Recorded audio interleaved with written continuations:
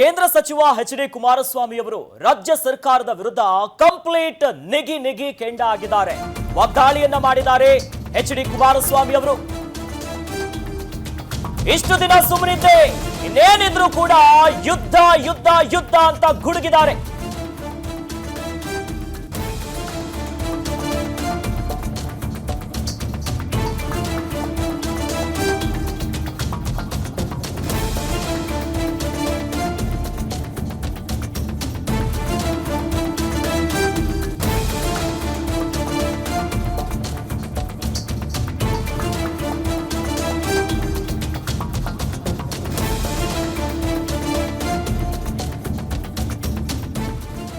CM Siddaramaiah ಮತ್ತು DCM DK Shivakumar ಅವರ ವಿರುದ್ಧ ಎಚ್.ಡಿ. ಕುಮಾರಸ್ವಾಮಿ ಅವರು ಗರಂ ಆಗಿದ್ದಾರೆ. ಇಷ್ಟು ದಿನ ಸುಮ್ಮನಿದ್ದೆ, ಇನ್ನು ಮುಂದೆ ವಾರ್ ಶುರು ಮಾಡ್ತೇನೆ ಅನ್ನೋದಾಗಿ ಪ್ರತಿಕ್ರಿಯೆ ಕೊಟ್ಟಿದ್ದಾರೆ. ಇಷ್ಟು ದಿನ ಸುಮ್ಮನಿದ್ದೆ ನಾನು, ಇನ್ನು ಮುಂದೆ ಇರಲ್ಲ ಅನ್ನೋದಾಗಿ ಸಿಎಂ ಸಿದ್ದರಾಮಯ್ಯ ಮತ್ತು ಡಿಸಿಎಂ ಡಿಕೆ ಶಿವಕುಮಾರ್ ಅವರಿಗೆ, ಅಂದ್ರೆ ಕೈ ಸರ್ಕಾರಕ್ಕೆ ನಾನು ಸವಾಲು ಮಾಡ್ತೇನೆ, ಸರ್ಕಾರದ ವಿರುದ್ಧ ನನ್ನ ಯುದ್ಧ ಆರಂಭ ಆಗ್ತಿದೆ. ಅಂದ್ರೆ ಭೂಮಿ ಒತ್ತುವರಿ ಆರೋಪಕ್ಕೆ ಎಚ್.ಡಿ.ಕೆ ಕೆಂಡಾಮಂಡಲ ಆಗಿರುವಂತದ್ದು.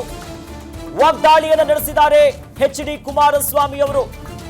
ಇಷ್ಟು ದಿನ ಆಗಿದ್ದಾಯ್ತು, ಸೈಲೆಂಟ್ ಆಗಿದ್ದೆ, ಆದ್ರೆ ಇನ್ನು ಮುಂದೆ ಸುಮ್ಮನಿರೋದಿಲ್ಲ ಅನ್ನೋದಾಗಿ ಈಗ ವಾರನ್ನ ಡಿಕ್ಲೇರ್ ಮಾಡಿಬಿಟ್ಟಿದ್ದಾರೆ ಎಚ್.ಡಿ. ಕುಮಾರಸ್ವಾಮಿ ಅವರು. ನಾನು ಸುಮ್ಮನಿರೋದಿಲ್ಲ. ಒಂದು ಕಡೆಯಲ್ಲಿ ಇತ್ತೀಚೆಗಷ್ಟೇ ಭೂಮಿ ಒತ್ತುವರಿ ವಿಚಾರವಾಗಿಯೂ ಕೂಡ ಸಾಕಷ್ಟು ಸಂಕಷ್ಟಗಳು ಎದುರಾಗಿತ್ತು, ಅಧಿಕಾರಿಗಳು ಮುಂದಾಗಿದ್ರು. ಇವೆಲ್ಲ ವಿಚಾರಕ್ಕೆ ಕುಮಾರಸ್ವಾಮಿ ಅವರು ಒಂದು ಅಗ್ರೆಸಿವ್ ಆಗಿ ಅಥವಾ ಯಾವುದೇ ರೀತಿ ಅಂತ ಹೇಳಿಕೆಗಳನ್ನ ಕೊಡ್ತಾ ಇರ್ಲಿಲ್ಲ. ಏನಾಗತ್ತಾಗ್ಲಿ ಕಾನೂನು ರೀತಿಯಾಗಲು ಅಂತ ಮಾತಾಡ್ತಿದ್ರು. ಆದ್ರೆ ಈಗ ಕಂಪ್ಲೀಟ್ ಕೆಂಡಾಮಂಡಲ ಆಗಿದ್ದಾರೆ, ಗರಂ ಆಗಿಬಿಟ್ಟಿದ್ದಾರೆ. ಡಿಸಿಎಂ ಡಿಕೆ ಶಿವಕುಮಾರ್ ಮತ್ತು ಸಿದ್ದರಾಮಯ್ಯನವರ ಮೇಲೆ ಗರಂ ಆಗಿದ್ದಾರೆ. ಇನ್ನೇನಿದ್ರು ಕೂಡ ಯುದ್ಧ ಯುದ್ಧ ಯುದ್ಧ ಅನ್ನುವಂತ ಮಾತಾಡಿದ್ದಾರೆ.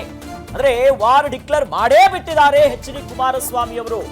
ಯಾಕಂದ್ರೆ ಕೇಂದ್ರ ಸಚಿವರಾದ ಮೇಲೆ ಬಹಳಷ್ಟು ಕೇಂದ್ರದ ಕೆಲಸದಲ್ಲಿ ಸಾಕಷ್ಟು ಬ್ಯುಸಿ ಇದ್ರು. ಅಂದ್ರೆ ಅಷ್ಟೇನು ಪ್ರತಿಕ್ರಿಯೆಯನ್ನ ಕೊಡೋದು, ಹೇಳಿಕೆ ಕೊಡುವಂತ ಕೆಲಸಗಳನ್ನ ಮಾಡ್ತಾ ಇಲ್ಲ. ಆದ್ರೆ ಈಗ ಕೈ ಸರ್ಕಾರಕ್ಕೆ ಸವಾಲ್ ಹಾಕೋಕ್ ನಾನು ಬಂದಿದ್ದೇನೆ, ಬಿಡೋದಿಲ್ಲ. ಅಂದ್ರೆ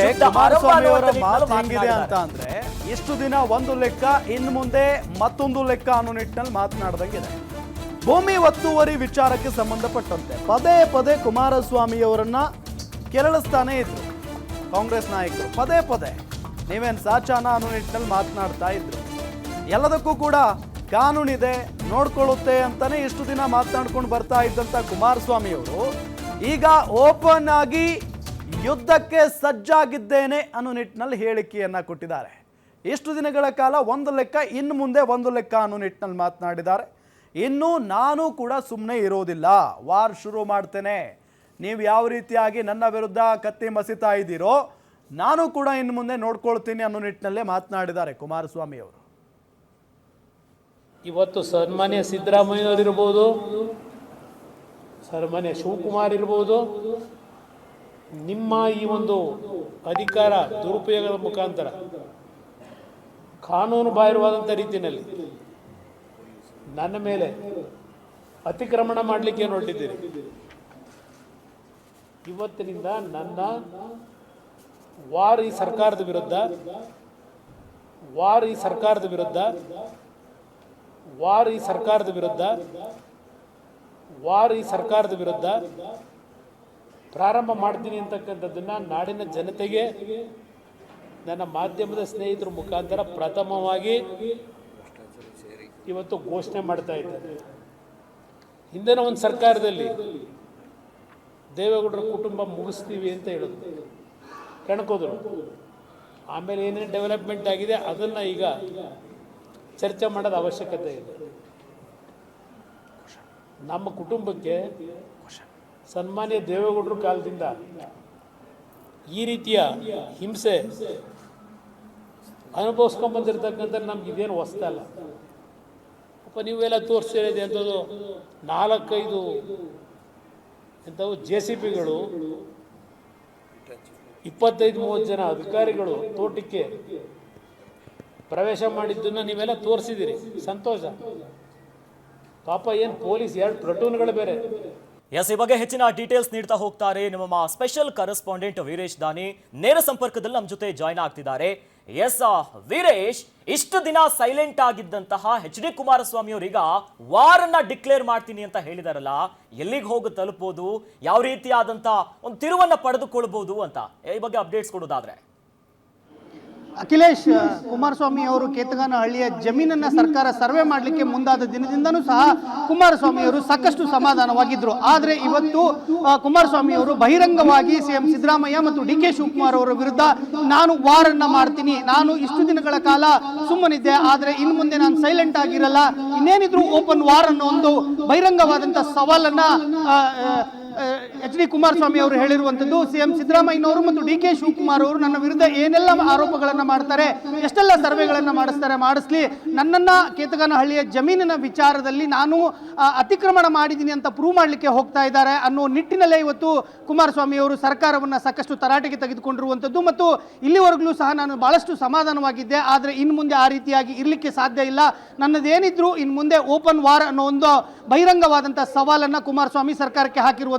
ಅಖಿಲೇಶ್, ಎಸ್, ಇಷ್ಟು ದಿನಗಳ ಕಾಲ ಒಂದು ಲೆಕ್ಕ ಅಂದ್ರೆ ದಾನಿಯವರೇ, ಇಷ್ಟು ದಿನಗಳ ಕಾಲ ಒಂದು ಲೆಕ್ಕ ಕುಮಾರಸ್ವಾಮಿ ಅವರು ಬಹಳ ಸೈಲೆಂಟ್ ಆಗಿನೇ ಇದನ್ನೆಲ್ಲ ಎದುರಿಸ್ಕೊಂಡು ಬರ್ತಾ ಇದ್ರು.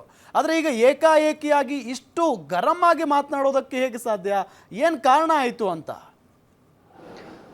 ಹೌದು ರಾಮ್, ಈಗಾಗಲೇ ಕೇತಗಾನಹಳ್ಳಿಯ ಜಮೀನಿನ ಸರ್ವೆ ವಿಚಾರಕ್ಕೆ ಸಂಬಂಧಪಟ್ಟಂತೆ ಕುಮಾರಸ್ವಾಮಿ ಅವರು ಸಹ ಸಾಕಷ್ಟು ಪ್ರತಿಕ್ರಿಯೆಗಳನ್ನು ಕೊಟ್ಟಿದ್ರು. ಅಧಿಕೃತವಾಗಿ ಅಂದರೆ ನೋಟಿಸ್ಗಳನ್ನು ಕೊಡದೇನೆ ಸರ್ಕಾರ ಏಕಾಏಕಿ ದಬ್ಬಾಳಿಕೆಗಳನ್ನು ಮಾಡಿ ನನ್ನ ಜಮೀನಿಗೆ ಅಕ್ರಮವಾಗಿ ನುಸುಳುವ ಮೂಲಕ ಸರ್ವೆಯನ್ನು ಮಾಡ್ತಾ ಇದ್ದೀರಾ, ಸರ್ಕಾರ ತನ್ನ ಅಧಿಕಾರವನ್ನು ದುರ್ಬಳಕೆ ಮಾಡ್ಕೊಳ್ತಾ ಇದೆ ಅಂತೇಳಿ ಕುಮಾರಸ್ವಾಮಿ ಅವರು ಸೈಲೆಂಟ್ ಆಗಿನ ಪ್ರತಿಕ್ರಿಯೆಗಳನ್ನು ಕೊಡ್ತಾ ಇದ್ರು. ಇದೇ ವಿಚಾರಕ್ಕೆ ಸಂಬಂಧಿಸಿದಂತೆ ಇದೀಗ ಕುಮಾರಸ್ವಾಮಿ ಅವರು ಮತ್ತು DK ಶಿವಕುಮಾರ್ ಅವರ ವಿರುದ್ಧ ಮತ್ತು CM ಸಿದ್ದರಾಮಯ್ಯನವರ ವಿರುದ್ಧ ಹರಿಹಾಯ್ತಾ ಇರುವಂಥದ್ದು. ನಾನು ಇಲ್ಲಿವರೆಗೂ ಸಹ ಒಂದು ಲೆಕ್ಕ ಆಯಿತು, ಇನ್ನು ಮುಂದೆ ಇನ್ನೊಂದು ಲೆಕ್ಕ, ಇನ್ನೇನಿದ್ರು ನಂದು ಸರ್ಕಾರದ ವಿರುದ್ಧ ವಾರ್ ಮಾಡ್ತೀನಿ, ನಿಮ್ಮ ಎಲ್ಲ ಲೆಕ್ಕವನ್ನು ಸಹ ನಾನು ಬಿಚ್ಚಿಡ್ತೀನಿ ಅನ್ನೋ ಒಂದು ಎಚ್ಚರಿಕೆಯನ್ನು ಈಗ ಕೊಡ್ತಾ ಇರುವಂಥದ್ದು. Ram, okay, thank you Veeresh Dani ತಮ್ಮೆಲ್ಲ ಮಾಹಿತಿಗಾಗಿ. ಎಸ್, ಇದು ನಮ್ಮ ಸ್ಪೆಷಲ್ ಕರೆಸ್ಪಾಂಡೆಂಟ್ ವೀರೇಶ್ ದಾನಿ ಅವರು ಹೇಳಿದ್ದು. ಅಂದರೆ ಸಹಜವಾಗಿ ಇಷ್ಟು ದಿನಗಳ ಕಾಲ ಕುಮಾರಸ್ವಾಮಿ ಅವರು ಎಲ್ಲವನ್ನೂ ಕೂಡ ತಡ್ಕೊಂಡು ಬಂದರು.